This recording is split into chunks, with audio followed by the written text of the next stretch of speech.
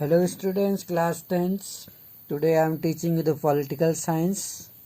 In political science, today I am teaching you the first chapter about the power sharing. जो power होती है किसी भी country में, कोई कंट्री बहुत बड़े होते हैं और कोई कंट्री बहुत छोटे होते हैं, तो किस तरीके से गवर्नमेंट वहाँ पे जो पावर होती है उसको शेयर करती है, क्या प्रॉब्लम्स आती हैं उनके सामने. We will study in this chapter. Belgium और श्रीलंका की स्टोरी पढ़ेंगे. सबसे पहले हम फर्स्ट ऑफ ऑल बेल्जियम के बारे में देखते हैं. जो बेल्जियम है कहता है ये स्मॉल कंट्री है यूरोप का, स्मॉलर इन एरिया.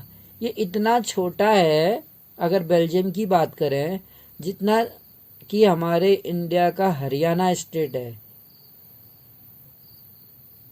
उससे भी छोटा, हरियाणा से भी छोटा है बेल्जियम, जो यूरोप में पड़ता है. It has a border with France. इसकी जो सीमाएं हैं फ्रांस के साथ, नीदरलैंड के साथ, जर्मनी के साथ और लग्जमबर्ग के साथ कनेक्ट है. It has a population of little over 1 crore. इसकी जो पॉपुलेशन है वो लगभग 1 करोड़ है, हरियाणा के पॉपुलेशन की आधी. एथनिक कंपोजिशन जो वहाँ पर है, एथनिक बोलते हैं जो अगर हम कल्चर के बेस पर किसी सोसाइटी का डिवीज़न करते हैं तो पीपल जो बिलोंगिंग होते हैं सेम एथनिक ग्रुप के, वो क्या होते हैं, सिमिलैरिटी रखते हैं. अलग अलग ग्रुप के अपने अपने कल्चर होते हैं, तो अलग अलग ग्रुप के सेम आइडेंटिटी वाले लोग क्या रखते हैं, सिमिलैरिटी रखते हैं, उनको एथनिक बोलते हैं. तो एथनिक कंपोजिशन है इस कंट्री का, स्मॉल कंट्री है ये, very complex. Of the country अगर हम बात करें, जो टोटल पॉपुलेशन है यहाँ की 59% लिव्स इन फ्लेमिश रीजन में रहते हैं. बेल्जियम में रहने वाले 59% लोग फ्लेमिश में रहते हैं और डच भाषा बोलते हैं, जबकि अनदर 40% पीपल वोलोनिया में रहते हैं और फ्रेंच बोलते हैं. यानी कुछ लोग डच बोलते हैं और कुछ लोग फ्रेंच बोलते हैं, लेकिन जो डच बोलते हैं उनका परसेंटेज ज़्यादा है और जो फ्रेंच बोलते हैं उनका परसेंटेज कम है, ओनली 40%. रिमेनिंग 1% जो है बेल्जियम में वो जर्मन बोलते हैं. तो इस तरीके से 3 भाषाएं बोलने वाला देश बन गया ये. एक डच बोलते हैं, दूसरे फ्रेंच और तीसरे जर्मन, यानी डच, फ्रेंच और German. In the capital city Brussels में 80% पीपल फ्रेंच बोलते हैं और 20% जो हैं वो डच बोलते हैं. मतलब सबसे ज़्यादा जो इसकी कैपिटल है ब्रुसेल्स, वहाँ पर 80% लोग फ्रेंच बोलते हैं. माइनॉरिटी फ्रेंच स्पीकिंग जो हैं, जो माइनॉरिटी है, अल्पसंख्यक हैं फ्रेंच स्पीकिंग कम्युनिटी, वो क्या है, वो रिच हैं. अल्पसंख्यक भी हैं फ्रेंच बोलने वाले, लेकिन वो क्या बोलते हैं,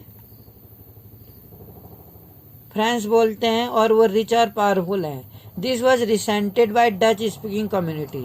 और इसी चीज़ को डच स्पीकिंग कम्युनिटी रिसेंट करते हैं. Who got the benefit of economic development, जिसे इस चीज़ का एक इकोनॉमिक डेवलपमेंट होता है. And education much letter.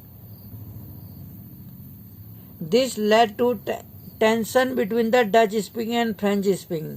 इसी तरह से, इसी कारण से वहाँ डच बोलने वाले और फ्रेंच स्पीकिंग कम्युनिटी में एक टेंशन हो गया ड्यूरिंग 1950 से 1960 के टाइम में. अब वो टेंशन क्या था, जो टेंशन जो था 2 कम्युनिटीज में वॉज मोर एक्यूट. ब्रुसेल्स में वो बहुत ज़्यादा तीव्र हो गया ये टेंशन. ब्रुसेल्स प्रेजेंट ए स्पेशल प्रॉब्लम. जो ब्रुसेल्स था उसके स्पेशल प्रॉब्लम एक शो हुई. The Dutch speaking people constitute A majority in the country. पूरे देश में तो उनको मेजोरिटी थी डच स्पीकिंग को, लेकिन कैपिटल्स में उनको माइनॉरिटी थी, क्योंकि जो फ्रेंच स्पीकिंग थे वो ज़्यादा पावरफुल थे और रिच थे. वो संख्या में कम भी थे तो, लेकिन वो पावरफुल थे. Let us compare this to situation in another country. इसी सिचुएशन को अब हम श्रीलंका से कंपेयर करते हैं. श्रीलंका एक आइलैंड है, इंडिया का नेबरिंग कंट्री है, दो जस्ट ए फ्यू किलोमीटर और साउथर्न कोस्ट में पड़ता है तमिलनाडु के। It has about 2 crore people. यहाँ लगभग 2 करोड़ लोग हैं, जितना कि हरियाणा में है। और बेल्जियम में ठीक इसके आधे थे। Like other nation in South Asia region में Sri Lanka has a diverse population. जो श्रीलंका की पॉपुलेशन है वो डाइवर्स है। द मेजर सोशल ग्रुप जो है आर सिंगाली स्पीकर। जो सोशल ग्रुप है श्रीलंका में वो सिंगाली बोलने वाले लोग हैं 74%, और तमिल स्पीकिंग है 18%। और उनमें भी जो तमिल स्पीकर हैं वो 2 ग्रुपों में बटे हैं। जो Tamil natives of the country, जो तमिल वहीं के बसे हुए लोग हैं, उनको श्रीलंकन तमिल बोलते हैं। एंड रेस्ट वो है जिनके जो पूर्वज हैं, फोर फादर इंडिया से गए हैं वहाँ पे, और वहाँ प्लांटेशन करते थे वो चाय के बागानों में ड्यूरिंग कॉलोनियल पीरियड में, जिनको इंडियन तमिल बोलते हैं। एक तो श्रीलंकन तमिल है वहाँ और एक इंडियन तमिल है वहाँ पे। और कौन से हैं दूसरे? सिंगाली स्पीकिंग पीपल हैं वहाँ पे। As you can see from the map, Sri Lankan Tamil are concentrate in the north and east of the country. जो तमिल लोग हैं वो नॉर्थ और ईस्ट कंट्री में कंसंट्रेट होते हैं। Most of the Sinhala speaking people जो है, बहुत ज़्यादा इसमें जो सिंगाली बोलने वाले लोग हैं वो बुद्धिस्ट हैं, while most of the Tamil are Hindu. और इनमें से जो बहुत ज़्यादा हैं जो तमिल हैं वो हिंदू हैं या मुस्लिम हैं। There are about 7% Christian. इसमें 7% लोग क्रिश्चियन हैं, और या तो तमिल है या तो सिंगाली है। क्रिश्चियन में भी क्या है, इधर कुछ क्रिश्चियन तमिल है और यहाँ सिंगाली है। अगर हम इमेजिन करें what could happen in situation like this, जैसी सिचुएशन ऐसी अभी दिखती है, अगर ऐसी सिचुएशन रहती वहाँ क्या होता। इन बेल्जियम, अगर हम बेल्जियम की बात करें, जो डच कम्युनिटी थी वहाँ पर could take advantage of a numeric majority. वो मेजोरिटी का अपना लाभ ले सकती थी। And force it will well on French and German speaking people. और फोर्स का यूज करती फ्रांस लोगों पर और जर्मन बोलने वाले पॉपुलेशन पर। This would push the conflict among communities further. इससे क्या होता, पुश उनको धकेलना पड़ता उस झगड़े झमेले में जो कम्युनिटी में आगे देखना पड़ता, आगे कम्युनिटी में झगड़ा होता। This could led a very messy partition of the country. और इससे देश का विभाजन हो जाता। Both the sides would claim control over Brussels. और बोथ साइड जो थी कंट्रोल ब्रुसेल्स पर कंट्रोल करने का प्रयास करती। श्रीलंका में जो सिंगाली कम्युनिटी थी उसने मेजोरिटी जो थी उनकी सिंगाली बोलने वालों की थी, इसलिए इसने मेजोरिटी को एंजॉय किया।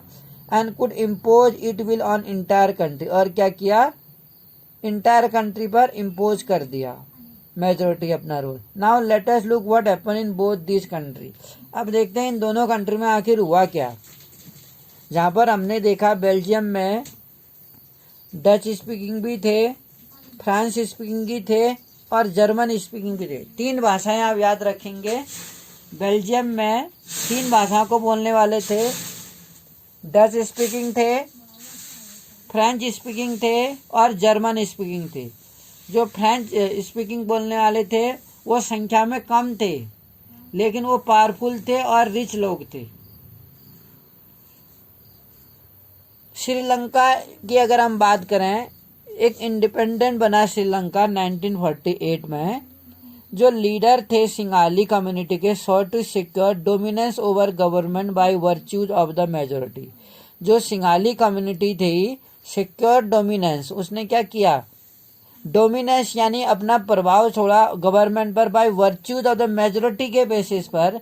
As a result the democratically elected government जो थी वहाँ इस सीरीज ऑफ मेजोरिटेरियन।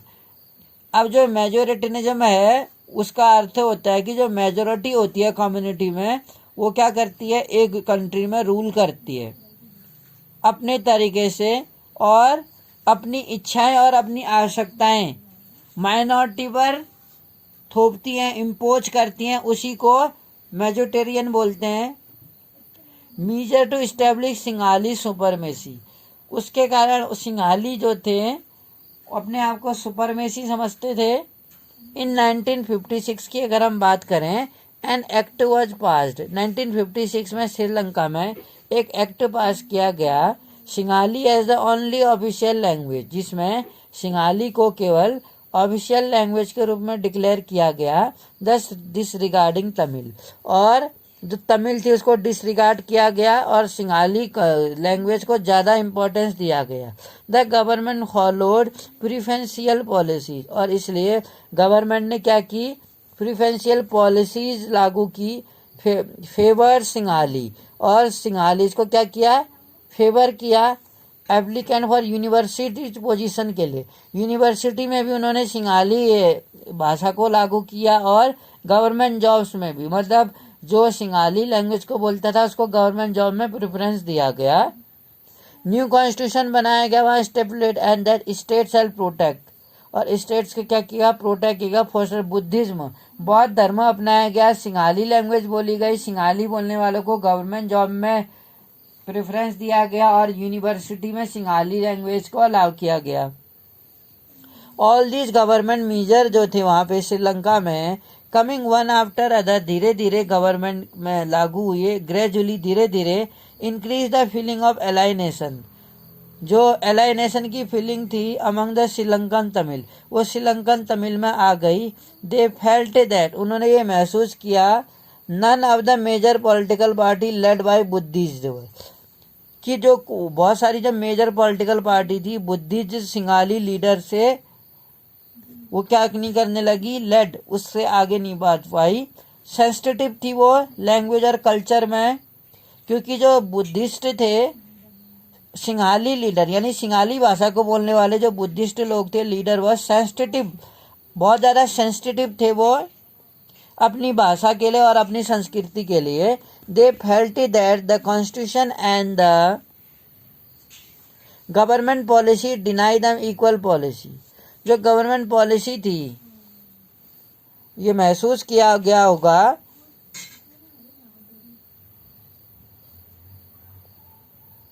इसमें देखने वाली बात यह है, जो गवर्नमेंट के मेजर थे, जो स्टेप थे, कमिंग वन आफ्टर अदर, एक के बाद एक जब आने लगे, ग्रेजुअली इंक्रीजबल, और इससे क्या बढ़ गया, फीलिंग ऑफ एलाइनेशन, एक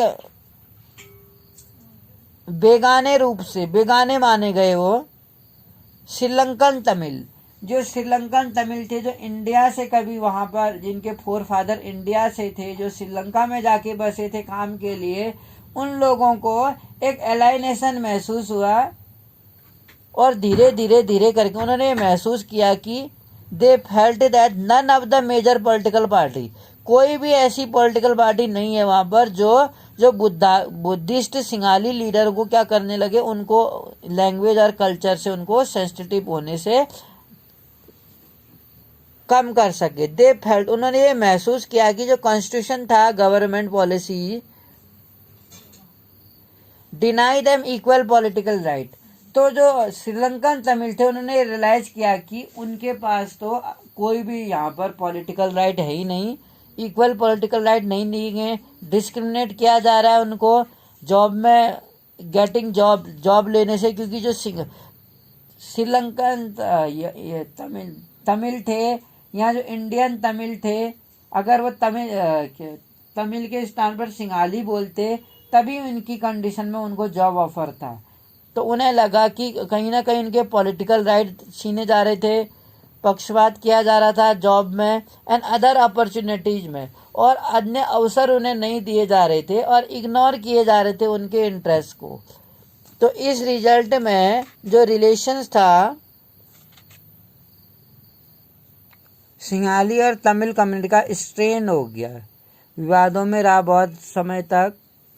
श्रीलंकन तमिल जो थे उन्होंने लॉन्च किया, क्या लॉन्च किया, एक पार्टी लॉन्च की और स्ट्रगल किया, संघर्ष किया अपनी पहचान के लिए, for the recognition of Tamil, Tamil भाषा को एक पहचान दिलाने के लिए श्रीलंकन तमिल ने एक बहुत बड़ा स्ट्रगल किया, संघर्ष किया, क्योंकि वो तमिल भाषा को ऑफिशियल लैंग्वेज के रूप में डिक्लेयर करना चाहते थे, for regional autonomy and equality of opportunity, और एक समान अवसर चाहते थे शिक्षा में और जॉब में। But their demand for more autonomy, लेकिन जो उनकी डिमांड थी मोर इक्वलिटी के लिए, जो प्रोविनेंस थे पॉपुलेटेड बाय तमिल, वह रैपिडली डिनाई, उससे मना कर दिया गया, उनको नहीं दिए गए।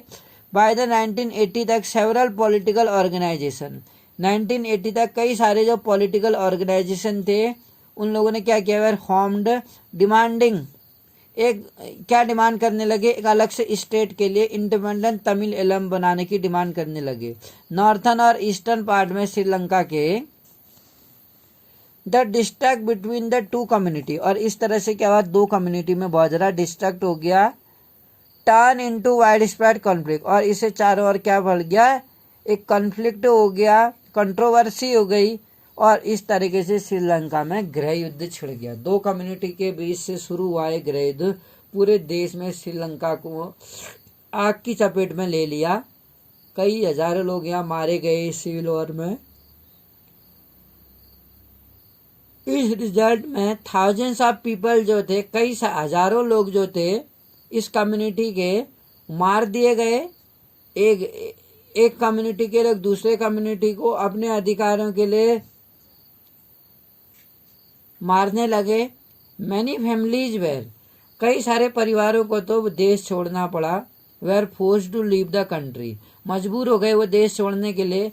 एज ए रिफ्यूजी, रिफ्यूजी कहते हैं शरणार्थी को, शरणार्थी जैसा उन्होंने जीवन व्यतीत किया। मैनी मोर लॉस्ट दियर लाइवलीहुड, और बहुत सारे लोगों ने अपना रोजगार छीन लिया।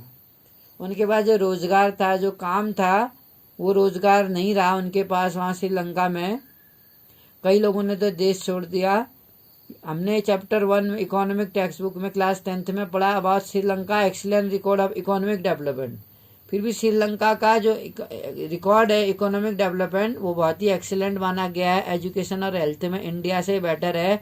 बट लेकिन जो सिविल वॉर वहाँ पर हुआ था, गृह युद्ध जो वहाँ हुआ था, दो कम्युनिटी के लोग आपस में जब बहुत ज़्यादा वहाँ लड़ने लगे, बहुत सारे लोगों की मौत हो गई वहाँ पर।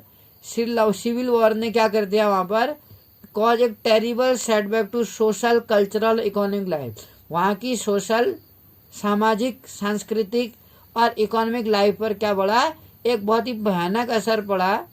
और लगभग 2009 में जाके वहाँ ये इस तरह का ये जो इस सिचुएशन थी वो नॉर्मलाइज हुई। अब अगर हम बात करें एकोमोडेशन इन बेल्जियम में, जो एकोमोडेशन हुआ वो किस तरीके से हुआ। जो बेल्जियम लीडर थे टुक ए डिफरेंट पार्ट, उन्होंने एक डिफरेंट पार्ट, अलग रास्ता निकाला। दे रिकॉग्नाइजेबल, उन्होंने क्या पहचाना, एग्जिस्टेंस ऑफ रीजनल डिफरेंस। जो एग्जिस्टेंस था, जो इम्पोर्टेंस था रीजनल डिफरेंस और कल्चरल डाइवर्सिटी का, आखिर वो क्या था, एक क्षेत्रीय अंतर क्या था और एक सांस्कृतिक विभिन्नताएं क्या थी वहाँ पे। 1970 से 1993 के टाइम पर उन्होंने कॉन्स्टिट्यूशन में 4 बार अमेंडमेंट किया। ये क्वेश्चन एग्जाम में आ चुका है कि बेल्जियम में आखिर कितने बार अमेंडमेंट हुए थे।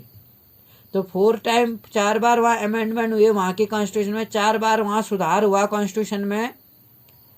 टू वर्क आउट अरेंजमेंट, और अरेंजमेंट किया गया, they would enable everyone to live together. वो क्या करने लगे, हर किसी को एक साथ रहने के लिए एक कंट्री में, with in the same country में एक साथ रहने के लिए अलाउ करने लगे। द अरेंजमेंट डबल, जो अरेंजमेंट उन्होंने किया था, they worked out it different from any other country. वो किसी भी अन्य देश से बिल्कुल अलग होता। वो किस तरह से अलग था, एंड इज वेरी इनोवेटिव था, बहुत ही ज्यादा आधुनिक था, नया था।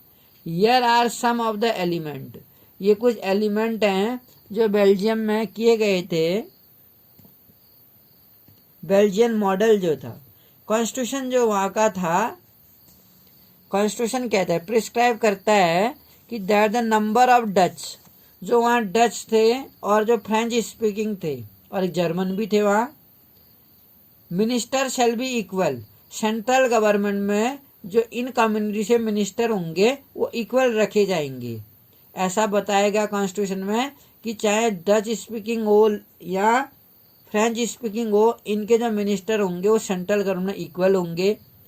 स्पेशल लॉ बनाए जाएंगे, रिक्वायर सपोर्ट ऑफ मेजोरिटी, और जो मेजोरिटी सपोर्ट मेंबर हैं उनको क्या किया जाएगा, स्पेशल लॉ बनाया जाएगा उनके द्वारा from each linguistic group. Her group के लिए जहाँ कई ज़्यादा भाषाएं बोली जाती हैं उन ग्रुप के लिए, उनके सपोर्ट के लिए कानून बनाया जाएगा। Thus no single community can make decision. कोई भी एक सिंगल कम्युनिटी, चाहे वो डच स्पीकिंग हो या फ्रेंच स्पीकिंग हो या जर्मन स्पीकिंग हो, कोई भी एक सिंगल कम्युनिटी देश के लिए कानून नहीं बनाएगी, बल्कि किसी कम्युनिटी के लिए कानून बनाने के लिए हर कम्युनिटी के से एक लीडर अपॉइंट किया जाएगा और हर किसी कम्युनिटी को एक इक्वल इम्पोर्टेंस दिया जाएगा, ऐसा बताया गया। मैनी पावर जो थी सेंट्रल गवर्नमेंट की have been given to state. Central government की बहुत सारी पावर है स्टेट गवर्नमेंट को दी गई। 2 regions of the country, 2 region में डिवाइड होगी power. State government are not subordinate. और जो स्टेट गवर्नमेंट थी वो सेंट्रल गवर्नमेंट की क्या थी, सबऑर्डिनेट नहीं थी। मतलब इंडिपेंडेंटली अपना स्टेट में अपना रूल बना के लोगों के लिए अपने तरीके से रूल्स बना सकते थे। ब्रुसेल्स की अगर हम बात करें, बेल्जियम की कैपिटल है Brussels, has a separate government. यहाँ क्या थी, एक सेपरेट गवर्नमेंट थी। In which both the communities have equal representation, जिसमें दोनों कम्युनिटी का क्या था, चाहे वो डच स्पीकिंग हो या फ्रेंच स्पीकिंग हो, दोनों कम्युनिटी के इक्वल रिप्रेजेंटेशन प्रतिनिधि थे। फ्रेंच स्पीकिंग पीपल जो थे, फ्रांस बोलने वाले लोग, फ्रेंच बोलने वाले लोग एक्सेप्ट, उन लोगों ने खुशी खुशी क्या किया, एक समान रिप्रेजेंटेशन को एक्सेप्ट कर लिया ब्रुसेल्स में, क्योंकि जो डच स्पीकिंग कम्युनिटी थी has accepted equal representation in central government. क्योंकि जब डच स्पीकिंग पीपल ने सेंट्रल गवर्नमेंट में इक्वल रिप्रेजेंटेशन को एक्सेप्ट कर लिया, तो फ्रेंच जो कम्युनिटी थी, फ्रेंच कम्युनिटी क्यों नहीं इक्वल शेयर एडॉप्ट करती। जब डच स्पीकिंग ने अडॉप्ट कर लिया था इक्वल रिप्रेजेंटेशन, तो फ्रेंच स्पीकिंग को भी, जो फ्रेंच बोलने वाले लोग थे, उनको भी एक इक्वल रिप्रेजेंटेशन सेंट्रल गवर्नमेंट ने स्वीकार करना पड़ा। इस तरीके से पार्ट जो था central and state government, there is a third kind of government. इसके अलावा बेल्जियम में सेंट्रल गवर्नमेंट और स्टेट गवर्नमेंट के अलावा एक थर्ड लेवल ऑफ गवर्नमेंट भी थी। दिस कम्युनिटी, इसको क्या बोलते हैं, जैसे हमारे यहाँ ग्राम पंचायत बोलते हैं, वहाँ उसको कम्युनिटी गवर्नमेंट बोला जाता है। इज इलेक्टेड बाय पीपल, वो भी पीपल के द्वारा इलेक्ट की जाती है। Belonging to one language community, जिसमें एक लैंग्वेज को बोलने वाली कम्युनिटी हो सकती है, या तो डच, फ्रेंच या जर्मन। 3 भाषाएं थी बेसिकली बेल्जियम में, याद रखिएगा। No matter where they live, इससे कोई फर्क नहीं पड़ता था कि वो कहाँ रहते हैं, कौन सी भाषा वो बोलते हैं, किस कम्युनिटी के हैं वो। The government as the power, और जो गवर्नमेंट थी उसके पास ये पावर थी रिगार्डिंग कल्चरल रिलेटेड, सांस्कृतिक, एजुकेशनल और लैंग्वेज रिलेटेड इश्यू जो थे। यू माइट फाइंड द, आपने अक्सर देखा होगा बेल्जियन जो मॉडल था वो बहुत ही कॉम्प्लिकेटेड था। It Indeed is very complicated, वास्तव में यह कॉम्प्लिकेटेड तो था। Even for people living in the Belgium, उन लोगों के लिए भी जो बेल्जियम में रहते हैं। But these arrangement have worked well so far, लेकिन इन व्यवस्थाओं ने बेल्जियम में सही तरीके से काम किया। वहाँ श्रीलंका की तरह कन्फ्लिक्ट नहीं हुआ। जो तमिल टाइगर एलम था, उन्होंने अपनी भाषा को ऑफिशियल करने के लिए शायद हजारों लोग वहाँ मारे गए, कितने लोग जख्मी हो गए, कितने लोग बेघर हो गए, कितने लोगों को अपने लाइवलीहुड, आजीविका से हाथ धोना पड़ा, कितने लोग मिसिंग हो गए और कितने लोग दूसरे देशों में जाके शरण लेने लगे। यानी जो सिविल वार का इफेक्ट था वो देखा जा सकता था कि कई हजारों लोगों का वहाँ मारा जाना, उनका जख्मी होना, हजारों लोगों का देश को छोड़ देना, अपने जो जॉब थी, काम के जो साधन थे, ऑप्शन थे, जो जॉब था उसको छोड़ देना। तो इस तरीके से वहाँ उथल पुथल देखा गया, चाहे सोशल था, कल्चरल था, रिलीजियस था या इकोनॉमिक था। हर लिहाज से सांस्कृतिक, आर्थिक या पॉलिटिकल वे में देखा जाए तो एक जो श्रीलंका का एक्सपीरियंस हमने देखा, काफ़ी बिटर एक्सपीरियंस रहा। इसके बावजूद हमने जो यूएनडीपी की लिस्ट देखी, उसमें यूएनडीपी की लिस्ट में श्रीलंका को हमने इंडिया से तो काफी बेटर पाया। एजुकेशन में as well as in health also the Sri Lanka was far better than our country India. In the same way मैंने आपको बताया, चाहे कल्चरल हो या एजुकेशनल हो या लैंग्वेज रिलेटेड इश्यू हो, इनमें वहाँ कन्फ्लिक्ट होने से वहाँ की गवर्नमेंट ने समय रहते सॉर्ट आउट कर दिया, अदरवाइज वहाँ भी श्रीलंका की तरह सिविल वॉर हो जाता। You might find the Belgium जो मॉडल था बहुत कॉम्प्लिकेटेड था, ना केवल पीपल लिविंग इन बेल्जियम के लिए, but these arrangement have worked, लेकिन इन अरेंजमेंट ने अच्छी तरह काम किया। They helped to avoid civic strife between the two major community, दो कम्युनिटी के बीच में जो सिविक स्ट्राइप था जो श्रीलंका में हुआ उसको होने से बचा दिया। और पांचवा डिवीजन ऑफ कंट्री, देश का विभाजन नहीं हुआ। लिंग्विस्टिक, एक अलग अलग भाषाओं को बोलने वाले लोगों के आधार पर देश का विभाजन होने से रुक गया। When many countries of Europe, जब यूरोप के कई देश एक साथ आए यूरोपियन यूनियन बनाने के लिए, यूरोप के बहुत सारे देश एक साथ आए यूरोपियन यूनियन, यूरोपीय संघ बनाया उन्होंने। और ब्रुसेल्स को, बेल्जियम में इसका हेडक्वार्टर है यूरोपियन यूनियन का, यूरोपियन संघ बोलते हैं। इसमें यूरोप के कई सारे देश ने मेंबरशिप ली है, उनकी करेंसी चलती है, उनकी करेंसी का नाम है यूरो। तो यूरोपियन संघ के जितने देश हैं वहां पर एक ही करेंसी चलती है, उसका नाम है यूरो। यूरो क्या है? करेंसी है। और इनका एक यूरोपियन यूनियन हेड जो उन्होंने बना रखा है यूरोपियन पार्लियामेंट, वो आपकी बेल्जियम में है। इन दिस वे हमने पढ़ा इसमें what do we learn from these two story, हमने इन दो स्टोरी से जो पढ़ा है बेल्जियम और श्रीलंका से, बोथ आर डेमोक्रेसी, दोनों ही बेल्जियम के या श्रीलंका के डेमोक्रेसीज थी वहाँ। ये they dealt with the question of power, लेकिन एक क्वेश्चन था पावर शेयरिंग का क्वेश्चन डिफरेंटली। इन बेल्जियम में the leader have realise, Belgium में जो लीडर ने रियलाइज किया the unity of country is possible, एक कंट्री की यूनिटी यानी एक देश की एकता, एक देश में जो प्रॉब्लम्स आती हैं दो कम्युनिटीज में किसी मैटर को लेके, लैंग्वेज को लेकर, आइदर अदर पॉलिसीज को लेकर कन्फ्लिक्ट होता है, तो ये यूनिटी बनाई जा सकती है कंट्रीज में। बेल्जियम ने ये माना, लेकिन they dealt with question of power sharing differently, जो पावर शेयरिंग का क्वेश्चन है जिसमें पावर डिवाइड की जाती है सेंट्रल और स्टेट में डिफरेंटली, बेल्जियम में लीडर ने रियलाइज कर दिया था कि कंट्री की यूनिटी संभव है ओनली बाय रिस्पेक्टिंग। कैसे संभव है? कैसे हम एक देश में दो कम्युनिटी के बीच में कॉन्फ्लिक्ट को, कंट्रोवर्सी को सॉल्व कर सकते हैं?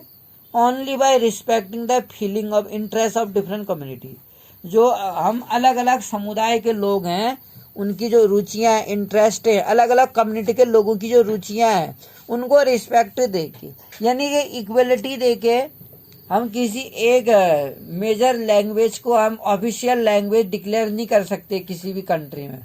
इंडिया में अगर हम हिंदी लैंग्वेज को नेशनल लैंग्वेज डिक्लेयर करते तो अदर जो नॉन हिंदी स्पीकिंग स्टेट है उन लोगों में नेशनलिटी की भावना, फीलिंग्स कम हो जाती, इसलिए इंडिया में किसी भी लैंग्वेज को नेशनल लैंग्वेज डिक्लेयर नहीं किया गया। तो सीधा सा पॉइंट है कि अगर हम किसी देश में हर कम्युनिटी के लोगों की जो व्यूज हैं, इंटरेस्ट हैं, उसको रिस्पेक्ट दें, चाहे वो रिलीजियस वे में हो, कल्चरल वे में हो, कास्टिज्म बेस पर हो, हर बेसिस पर हम देखें, अगर हम हर कम्युनिटी को एक इक्वलिटी प्रोवाइड करते हैं, अपॉर्चुनिटीज देते हैं, हम डिस्क्रिमिनेशन नहीं करते हैं, तो काफी हद तक हम किसी देश में दो कम्युनिटी के बीच में होने वाले कॉन्फ्लिक्ट को हम दूर कर सकते हैं।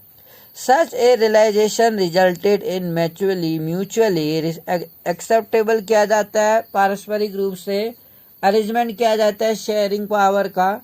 श्रीलंका सोच, श्रीलंका हमें सोच करता है contrasting example, it show us that, ये हमें ये दिखाता है इफ ए मेजोरिटी कम्युनिटी, अगर कोई जो बहुसंख्यक समुदाय है वो फोर्सली डोमिनेट करता है, अदर लोगों को रिफ्यूज करता है, शेयर पावर करने से इनकार करता है, पावर शेयरिंग करने से मना करता है, अपनी कम्युनिटी में अपनी एक लैंग्वेज को ऑफिशियल लैंग्वेज डिक्लेयर करता है और उसको सिंगाली स्पीकिंग लोगों के लिए एक स्पेशल तरह के राइट्स देता है। तो ये देखा गया it can undermine the unity of country. इससे क्या होगा, यूनिटी ऑफ कंट्री की होगी, उस पर खतरा हो जाएगा, खतरा मंडराएगा। अगर हम बात करें वाई पावर शेयरिंग, जो पावर शेयरिंग होती है जिसमें हम जो पावर है देश में डिवाइड करते हैं, क्यों जरूरी है आखिर पावर शेयरिंग? क्या कॉन्फ्लिक्ट को दूर कर सकता है? हर कम्युनिटी में अलग अलग भाषाओं को बोलने वाले लोगों में अगर हम रिस्पेक्ट दिखाएं, लॉयल्टी दिखाएं, इक्वलिटी करें, डिस्क्रिमिनेशन ना करें तो कॉन्फ्लिक्ट होगा ही नहीं। हर कम्युनिटीज की प्रॉब्लम्स को हम उसके तरीके से अगर हम सॉर्ट आउट करने का प्रयास करें तो ये काफी हद तक हेल्पफुल होगा। द टू डिफरेंट सेट जो रीजन्स हमने देखे can be given in favour of power sharing. Firstly, power sharing is good. Power sharing अच्छा है क्योंकि because it help to reduce the possibility of conflict between social group. आप क्या लिखेंगे exam में? Power sharing, why power sharing is necessary? Power sharing is necessary because it is power sharing is good because it help to reduce. ये क्या करता है, कम करने में मदद करता है जो संभावना है, जो अलग अलग सामाजिक समुदाय हैं उनके बीच में जो कंट्रोवर्सी विवाद है उनको कम करने में की संभावना रखता है, पॉसिबिलिटी है। The power sharing is very helpful to reduce the conflict, reduce the possibility of conflict या reduce the conflict between social group. दो सामाजिक ग्रुपों के बीच में कॉन्फ्लिक्ट को कम करने में पावर शेयरिंग जरूरी है। सेंस जो सोशल कॉन्फ्लिक्ट हैं, सामाजिक विवाद जो हैं, ऑफन लेड टू वायलेंस। समाज में विवाद होने से, झगड़े होने से हिंसा होती है और पॉलिटिकल इनस्टेबिलिटी रहती है, जो राजनीतिक अस्थिरता रहती है। जैसे लीडर्स पर ब्लेम करते हैं, अपोजिशन पार्टी लीडर्स पर ब्लेम करती है और लीडर्स को रिजाइन करने के लिए कहा जाता है, या कई बार कोलिजन गवर्नमेंट होती है तो वो अपना रेजिग्नेशन दे देती है। तो गवर्नमेंट स्टेबल नहीं होती है तो एक देश में इनस्टेबिलिटी का माहौल रहता है, पीस क्रिएट नहीं कर पाते हैं। पावर शेयरिंग क्या है, एक गुड वे है, अच्छा तरीका है टू इंश्योर, ये इंश्योर करने के लिए कि स्टेबिलिटी ऑफ पॉलिटिकल ऑर्डर, एक जो राजनीतिक ऑर्डर है उसको स्टेबिलिटी, स्थिरता लाने के लिए बहुत जरूरी है। Imposing the will of majority, अगर हम देखते हैं कि जो मेजोरिटी कम्युनिटी होती है वो क्या करती है, अपनी इच्छा को इम्पोज करती है ओवर अदर, दूसरों पर। May look like an attractive option, वो क्या कर सकता है, एट्रैक्टिव ऑप्शन की तरह काम कर सकता है शॉर्ट रन में, but in long run it undermine the unity of world. लेकिन लंबे समय में हम ये देखते हैं कि अंडरमाइन करता है यूनिटी ऑफ नेशंस को। जो मेजोरिटी ग्रुप्स है वो ना केवल ऑपरेसिव, प्रलयकारी है या आक्रामक होती है माइनॉरिटी के लिए, इट ऑफन ब्रिंग रियून, वो क्या करता है, मेजोरिटी वर्ग के लिए भी रियून का काम करता है, बर्बादी का काम करता है। ना केवल माइनॉरिटी के लिए बल्कि मेजोरिटी के लिए भी ये सही नहीं माना जाता है कि जो मेजोरिटी ग्रुप है वो माइनॉरिटी के लिए ऑपरेसिव हो रहे हैं, टॉर्चर किया जा रहा है। There is a second deeper reason, एक अनदर डीपर रीजन है दूसरा, why power sharing is good for democracies. आखिर ये पावर शेयरिंग डेमोक्रेसीज के लिए इम्पोर्टेंट क्यों है? एक तो दो ग्रुपों में जो कॉन्फ्लिक्ट हो रहा है, पॉसिबिलिटी है conflict to reduce the possibility of conflict between two community कह रहा है। Power sharing is very helpful to reduce the possibility of the conflict between two group, ऐसा लिखेंगे आप। दो ग्रुपों में, दो अलग अलग कास्ट के समुदाय में जो कंट्रोवर्सी हो रही है, कॉन्फ्लिक्ट हो रहा है, उसको, उसकी संभावना को कम करने में काफ़ी हेल्पफुल है पावर शेयरिंग। क्योंकि दोनों कम्युनिटी के लोगों को हम क्या कर रहे हैं, इक्वली रिप्रेजेंट कर रहे हैं वो पार्लियामेंट में, या इक्वल पावर दी जा रही है। आइदर उनका लैंग्वेज है या उनका रीति रिवाज है, उनका कल्चर है। हर सेक्टर्स में हम क्या कर रहे हैं, हर ग्रुप कम्युनिटी में हम क्या कर रहे हैं, उनको एक शेयर दे रहे हैं। Power sharing is a very spirit of democracy. Democratic जो रूल होता है involve sharing power with those affected by it exercise. Democratic rule जो हैं इन्वॉल्व करते हैं, जो शेयरिंग पावर करते हैं, पावर को शेयर करते हैं, पावर डिवाइड की जाती है अलग अलग कम्युनिटीज में, ग्रुप में, कन्फ्लिक्ट ना हो करके। विद दोज अफेक्टेड, उन जगह पर जहाँ अफेक्ट होते हैं बाय एक्सरसाइज, वहाँ लागू किया जाता है जहाँ अफेक्टेड है। Who have to live with इस इफेक्ट, और बहुत सारे लोग क्या कहते हैं हु हैव टू लिव, जिनको क्या होता है इस प्रभाव के साथ रहना पड़ता है। People have a right to be consulted on how they are to be govern. और लोगों के पास तो ये राइट है, चाहे वो किसी भी कम्युनिटी का है, उनके पास ये राइट है कि आखिर वहाँ पर शासन चल कैसे रहा है, गवर्न कैसे हो रहा है वहाँ पर। ए लेजिमेट गवर्नमेंट जो होती है इज वन, लेजिमेट गवर्नमेंट उसको बोलते हैं where citizen do participation acquire a stake in the system. इस सिस्टम में पार्टिसिपेट करने का प्रयास करते हैं, पार्टिसिपेशन रहती है, और एक स्टेक अपनी भागीदारी को सुनिश्चित करते हैं, वो इन्वॉल्वमेंट रहता है उनका। Let us call the first set of reason prudential. सबसे पहला जो सेट हम पढ़ेंगे इसमें रीजन प्रूडेंशियल के बारे में, एंड सेकंड मॉरल के बारे में। तो प्रूडेंशियल क्या होता है और मॉरल क्या होता है।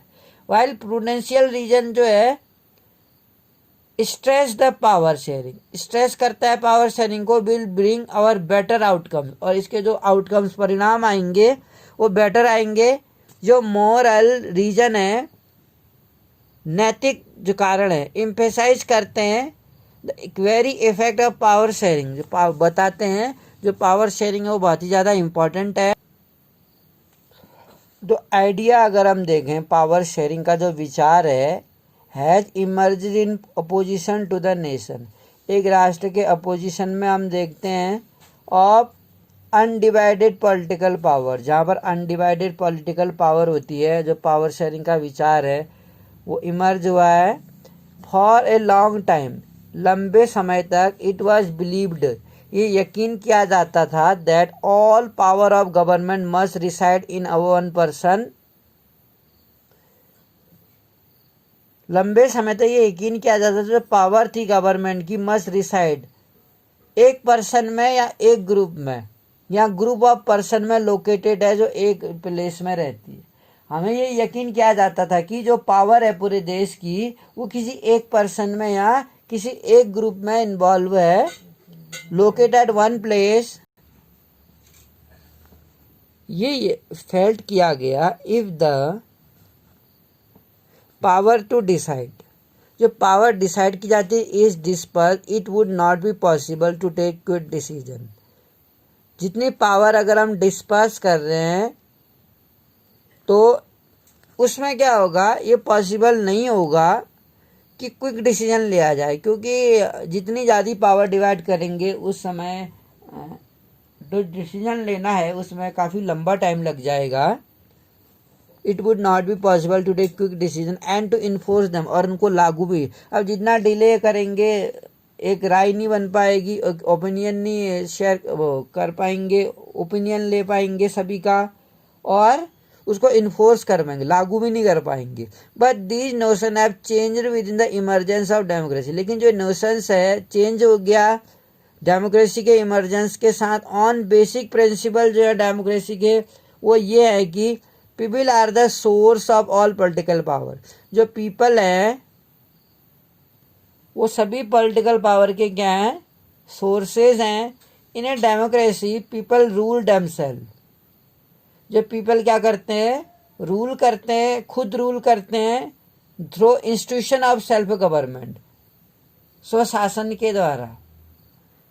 स्वशासन कैसे, in a good democracy government में due respect is given to diverse group. मैंने स्टार्टिंग में बताया था कॉन्फ्लिक्ट को दूर करने के लिए, जैसे बेल्जियम की गवर्नमेंट ने ये माना कॉन्फ्लिक्ट को दूर कब किया जा सकता है, जब ईच कम्युनिटी को हम क्या करें, हर कम्युनिटी को हम रिस्पेक्ट दें, जो अलग अलग डाइवर्स ग्रुप है, अलग अलग ग्रुप है, और view that exist in society, और जो उनके विचार हैं, व्यू हैं जो सोसाइटी में है, everyone has a voice in the shaping of public policy. और ये भी है कि हर ईच कम्युनिटीज के लोगों को इक्वल इम्पोर्टेंस देना ही नहीं, बल्कि एक देश में डेमोक्रेसी के लिए एक ओपिनियन बनाना, एक सजेशन वो करना, वो भी ज़्यादा ज़रूरी है। पब्लिक पॉलिसीज़ जो होती है, जो नीतियाँ बनाई जाती हैं, उसमें एक आकार देना। जब सभी लोग अपने व्यूज़ रखेंगे, अपने ओपिनियन रखेंगे, तो एक किसी कम्युनिटी के लिए या ह्यूमन के लिए, पीपल्स के लिए एक वेलफेयर प्रोग्राम करना, पब्लिक पॉलिसीज लागू करना ज़्यादा आसान हो जाएगा। Therefore it follow that in democracy political power जो है, अगर हम डेमोक्रेसी में पॉलिटिकल पावर को अगर हम डिवाइड करें, डिस्ट्रीब्यूट करें कई सिटीजन में, वो पॉसिबल हो सकती है। इन मॉडर्न डेमोक्रेसी की अगर हम बात करें, power sharing arrangement can take many forms, कई फॉर्म्स में देखे जा सकते हैं। Let us look at some of the most common arrangement. अब अगर हम मोस्ट कॉमन अरेंजमेंट देखें तो हमें पता चलेगा पावर शेयरिंग किस किस तरीके से की जाती है और पावर शेयरिंग क्यों ज़रूरी है। बेसिकली पावर शेयरिंग की अगर मैं बात करूं, बड़े देशों के लिए पावर शेयरिंग ज़रूरी है, क्योंकि इंडिया जैसे बड़े देश में अगर हम पावर शेयरिंग ना करें, सेंट्रल और स्टेट में पावर को डिवाइड ना करें, तो इससे एक तो कॉन्फ्लिक्ट होगा अलग अलग ग्रुपों में, दूसरा एक बड़े देश में एक कंट्री अकेला रूल नहीं कर सकता है, या एक गवर्नमेंट रूल नहीं कर सकती है। क्योंकि अगर हम पावर को लोकल लेवल में डिवाइड नहीं करेंगे, तो लोकल लोगों की प्रॉब्लम्स को गवर्नमेंट तक पहुंचाने के लिए काफ़ी प्रॉब्लम्स आएगी। क्योंकि दिल्ली में बैठ के, पार्लियामेंट में बैठ के, पूरी इंडिया जैसे जो 7वां सबसे बड़ा देश है, इतने बड़े कंट्री में रूल करना पॉसिबल नहीं है। अब अगर हम बात करें जो डिफरेंट ऑर्गन्स हैं गवर्नमेंट की, तो ये क्या माने जाएंगे? हॉरिजेंटल माने जाएंगे। Horizontal form of government exam में पूछा है कि क्या होता है। पावर जो डिवाइडेड है, हॉरिजेंटल फॉर्म बताइए। ये जो हॉरिजेंटल फॉर्म है पावर्स का, ऑर्गन्स माना जाएगा। ये कहलाएगा गवर्नमेंट का। ये क्या है? इसको आप क्या बोलेंगे?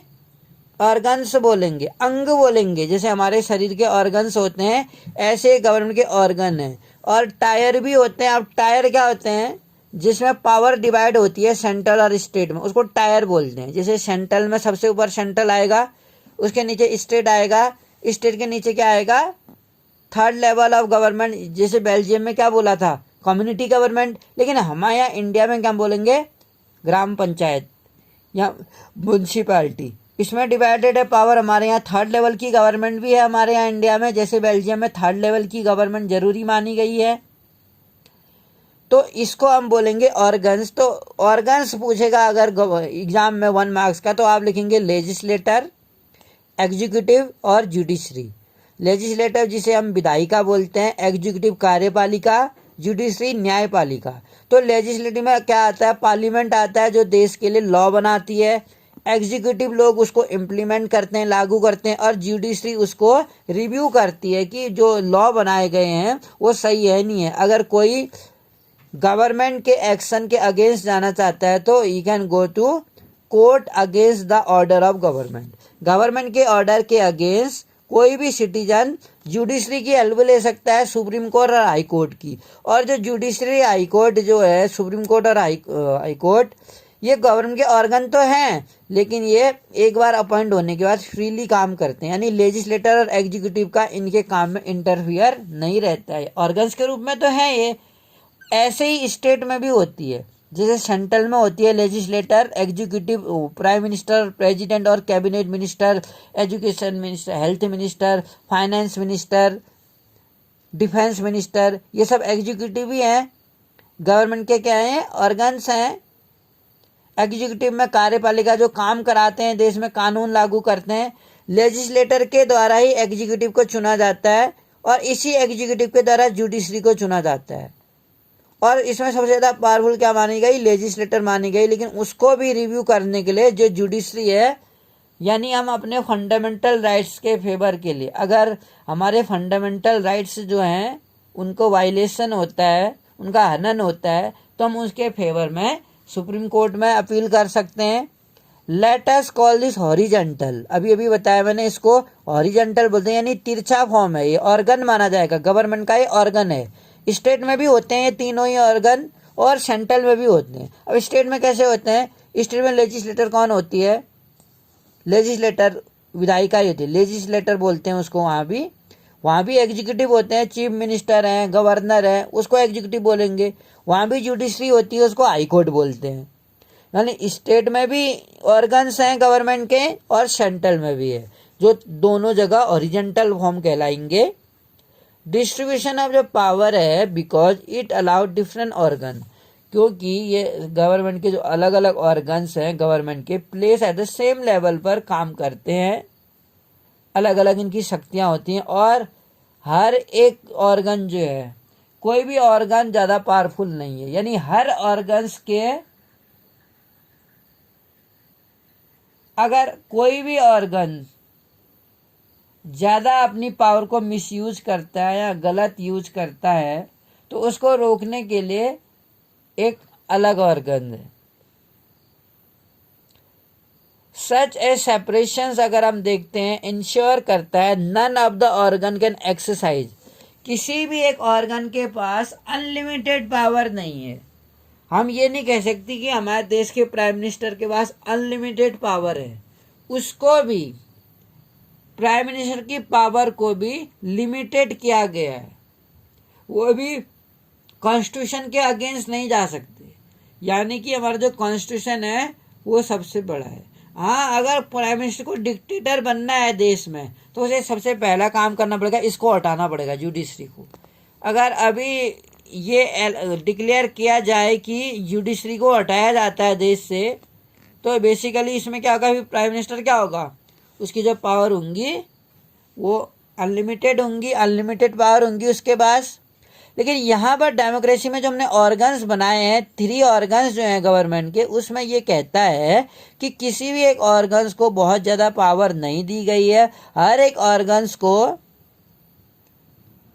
अपनी पावर का मिसयूज करने से रोकने के लिए एक दूसरे ऑर्गन्स बनाया गया है।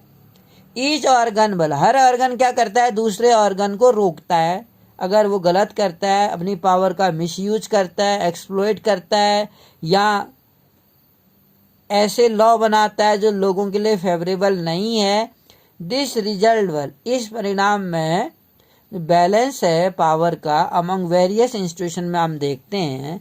Last year we study in democracy में हमने ये पढ़ा था, मिनिस्टर एंड गवर्नमेंट ऑफिशियल्स जो होते हैं, एक्सरसाइज पावर, वो क्या कहते हैं, पावर को एक्सरसाइज करते हैं, and they are responsible to parliament.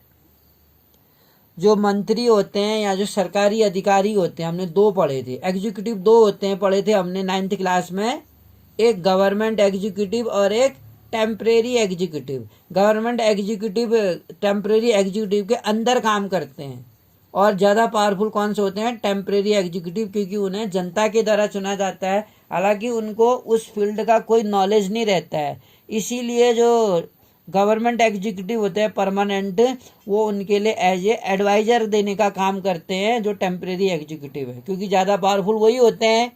जो डिसीजन लिए जाते हैं किसी भी डिपार्टमेंट में, वो टेम्परेरी एग्जीक्यूटिव के द्वारा, जो हमारे मिनिस्टर हैं जो 5 ईयर तक रहते हैं, उनके द्वारा लिए जाते हैं डिसीजन। कोई जो परमानेंट एग्जीक्यूटिव है, जो गवर्नमेंट एम्प्लॉई है, जो सिविल सर्वेंट है, जो ऑफिसर है, उनके द्वारा नहीं लिए जाते डिसीजन। उनको वही चीज़ फॉलो करनी होती है जो गवर्नमेंट डिसीजन लेती है किसी से related. This result in balance, इसलिए बैलेंस किया जाता है। तो मिनिस्टर है और जो गवर्नमेंट ऑफिशियल है, exercise power, they are responsible to parliament, वो पार्लियामेंट के प्रति रिस्पॉन्सिबल है और स्टेट असेंबली के लिए। सिमिलरली ऑल्दो जज आर अपॉइंटेड, इसलिए हम देखते हैं जो ऑर्गन्स हैं जो जज अपॉइंट किए जाते हैं, द जज are appoint by the executive, यानी कि प्रेसिडेंट के द्वारा देश में सुप्रीम कोर्ट के जज अपॉइंट किए जाते हैं, हाई कोर्ट के जज अपॉइंट किए जाते हैं। प्रेसिडेंट को ये पावर है, 9th में हमने पढ़ा था, प्रेसिडेंट अपॉइंट कर सकता है जज को। They can check the functioning, और क्यों अपॉइंट करता है, दे कैन, वो क्या कर सकते हैं, एग्जीक्यूटिव के द्वारा अपॉइंट किया जाता है जज को।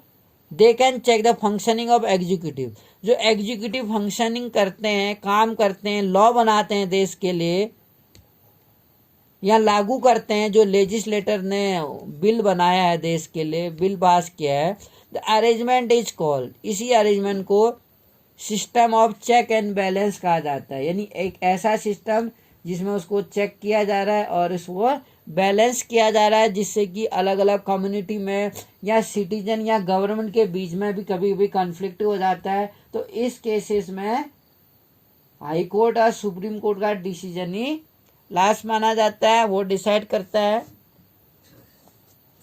Power can be shared among government at different level, जो गवर्नमेंट है डिफरेंट लेवल पर, इसको हम टायर बोल सकते हैं, पावर को शेयर कर रहे हैं हम डिफरेंट लेवल पर। एक जनरल गवर्नमेंट जो होती है फॉर द इंटायर कंट्री के लिए, एक पूरे देश के लिए होती है, एक देश की सरकार जो देश में शासन करती है। And government at the provincial और रीजनल लेवल, और रीजनल लेवल पर भी गवर्नमेंट होती है, उसके लिए भी गवर्नमेंट होती है। पूरे देश की गवर्नमेंट जो है पूरे देश के लिए कानून बनाती है। प्रोविंशियल होती है या रीजनल लेवल पर बनाती है। सच ए जनरल गवर्नमेंट, जो एक जनरल गवर्नमेंट होती है फॉर द इंटायर कंट्री, पूरे देश के लिए, उसको फेडरल गवर्नमेंट बोलते हैं।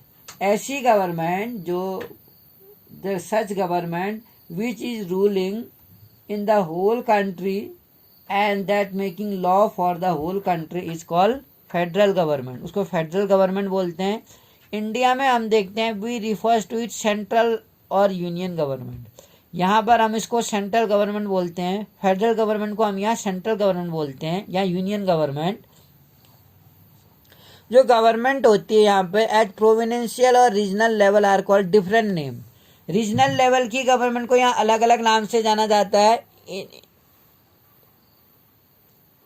इन इंडिया में हम देखते हैं we call them state government बोलते हैं। This system is not followed, ये वाला सिस्टम हर कंट्री में अप्लाई नहीं होता है, फॉलो नहीं किया जाता है। देयर आर मैनी कंट्री, ऐसे बहुत सारे देश हैं where there are no provincial और स्टेट गवर्नमेंट, वहां पर एक सेंट्रल गवर्नमेंट होती है, but in those country like our, लेकिन हमारे देश में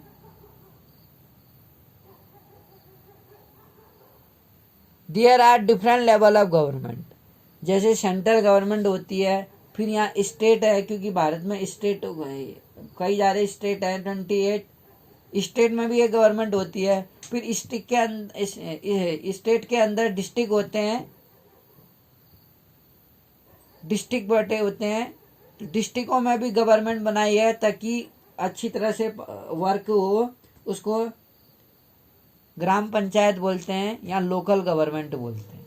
लोकल गवर्नमेंट ज़्यादा अच्छा रहेगा, स्थानीय सरकार जिसे ग्राम पंचायत बोलते हैं हम लोग। वैसे लोकल गवर्नमेंट में हर गांव में जो गवर्नमेंट चुनी जाती है, ग्राम प्रधान होते हैं, दैट इज कॉल्ड है लोकल गवर्नमेंट।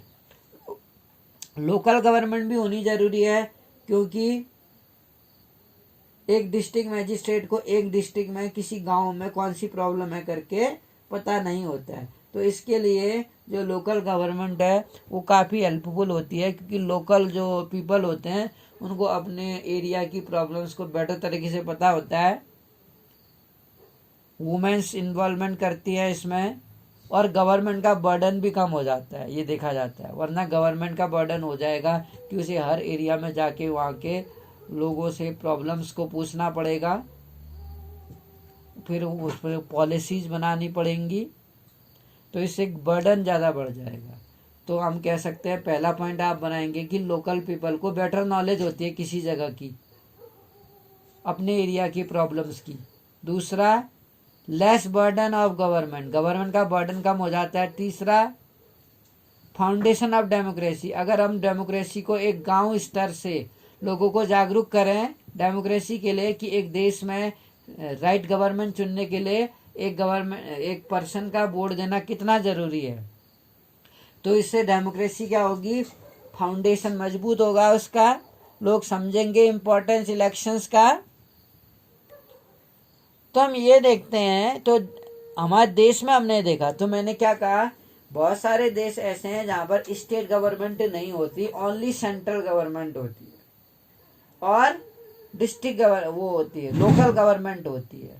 लेकिन यहाँ पर कई तरह की लेवल ऑफ गवर्नमेंट है, जैसे सेंट्रल गवर्नमेंट है, दूसरी यहाँ स्टेट भी है, स्टेट गवर्नमेंट भी है जहाँ पर स्टेट की अपनी पावर है, तीसरा यहाँ पर लोकल गवर्नमेंट है जिसे ग्राम पंचायत बोलते हैं। द कॉन्स्टिट्यूशन क्लियरली ये करता है, क्लियरली बताता है, lay down the power of different level of, जो पावर है अलग अलग लेवल है जो गवर्नमेंट के, जो मैंने बताया, जिसको हम क्या बोलते हैं,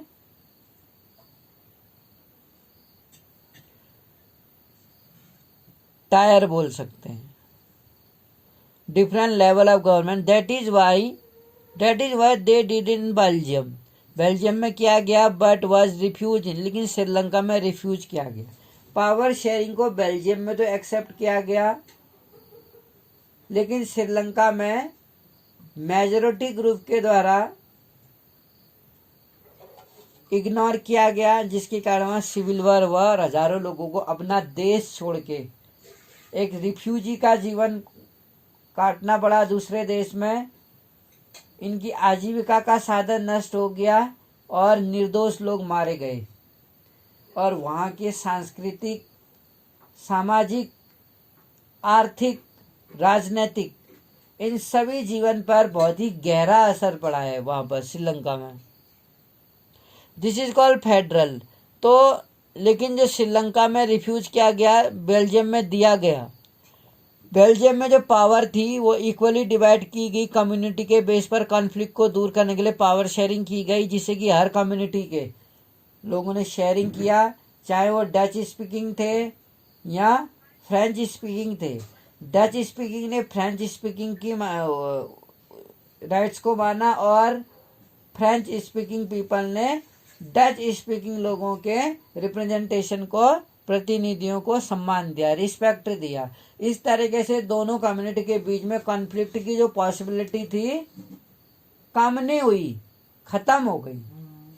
बेसिकली हम देख सकते हैं state government such as a municipality and panchayat, जो external level of government and lower than state government, same principle लागू होता है, can be external level of government में जो स्टेट गवर्नमेंट से भी छोटी होती है, सच एज म्यूनसिपालिटी, नगर पालिका या ग्राम पंचायत कह सकते हैं, क्योंकि शहरों में म्यूनसिपालिटी बोलेंगे और गांव में पंचायत बोलेंगे उसे, दोनों को ही मिला के हम लोकल गवर्नमेंट बोलेंगे, जो एक डिस्ट्रिक्ट के अंदर होती है। Late us call division of power देखें, अगर आप द डिवीजन ऑफ पावर अगर हम देखें, इन्वॉल्व हायर टू लोअर बल, सेंट्रल गवर्नमेंट भी है, सेंट्रल और स्टेट में पावर जो डिवाइड की गई है, पावर शेयरिंग यही तो है जिसमें सेंट्रल और स्टेट में पावर डिवाइड की गई है, और कुछ पावर स्टेट से लेके लोकल को दे दी गई है। स्टेट में भी नहीं है बहुत ज़्यादा पावर, स्टेट की जो पावर थी वो कुछ पावर लोकल को दे दी गई है, ताकि बेटर तरीके से प्रॉब्लम सॉर्ट आउट हो। लोअर लेवल तक, हायर लेवल से लोअर लेवल तक वर्टिकल डिविजन्स माना जाता है। दिस इज अ वर्टिकल यानी खड़ा, पहले सबसे पहले सेंट्रल होगा, फिर स्टेट गवर्नमेंट, फिर लोकल लेवल गवर्नमेंट, ग्राम पंचायत प्लस म्यूनसिपैलिटी। और अगला है पावर में ऑल्सो भी share among different social group. एक तो पावर हम एग्जीक्यूटिव, लेजिस्लेटिव, एग्जीक्यूटिव और जुडिशरी में डिवाइड कर रहे हैं, वो हॉरिजॉन्टल फॉर्म है। दूसरा पावर सेंट्रल से लेकर, स्टेट से लेकर लोकल तक आ रही है, वो जो फॉर्म कहलाता है, जैसा मैंने आपको बताया, वर्टिकल फॉर्म कहलाएगा। इसी तरीके से अलग अलग सोशल ग्रुप में, जो सोशल ग्रुप होते हैं एक देश के अंदर, वो रिलीजियस हो सकते हैं या लिंग्विस्टिक ग्रुप है, अलग अलग भाषा को बोलने वाले लोग होते हैं।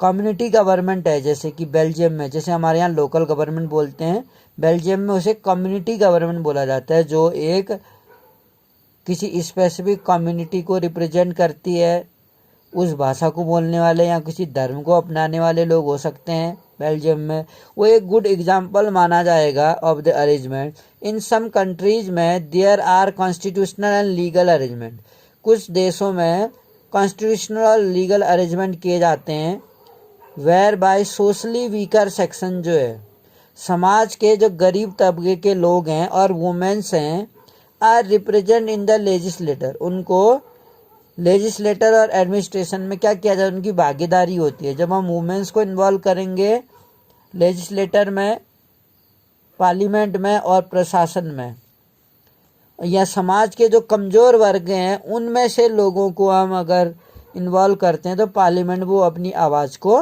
उठा पाएंगे।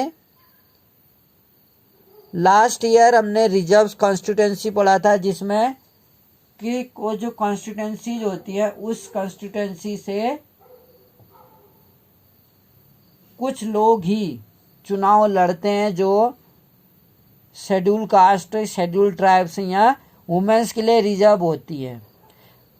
जिस कम्युनिटी के लिए वो कॉन्स्टिट्यूंसी रिजर्व होती है उसी कम्युनिटी या उसी कास्ट के लोग वो इलेक्शन लड़ते हैं। जैसे किसी कॉन्स्टिट्यूंसी से अगर वुमेन सीट है तो उस वुमेन सीट के कंपटीटर दूसरी वुमेन होगी, यानी कि मेल और वुमेन के बीच में होगा कंपटीशन। ऐसे ही अगर किसी कॉन्स्टिट्यूंसी में अगर रिजर्व्ड सीट है, यानी कि एससी के लिए, शेड्यूल कास्ट के लिए कोई रिजर्व सीट है, तो उसके अगेंस्ट उसी एरिया का, उसी कॉन्स्टिट्यूंसी से जो बिलोंग करता है वो शेड्यूल कास्ट उसके अगेंस्ट इलेक्शन लड़ेगा। तो कुछ सीटें जो हैं, कुछ कॉन्स्टिट्यूंसी जो हैं वो शेड्यूल कास्ट के लिए या आदिवासी के लिए या वुमेन्स के लिए रिजर्व कर दी गई हैं, तो इसीलिए हमने डिफरेंट सोशल ग्रुप में इसे बांटा है। The rest part we will study in next video. Thank you for listening me.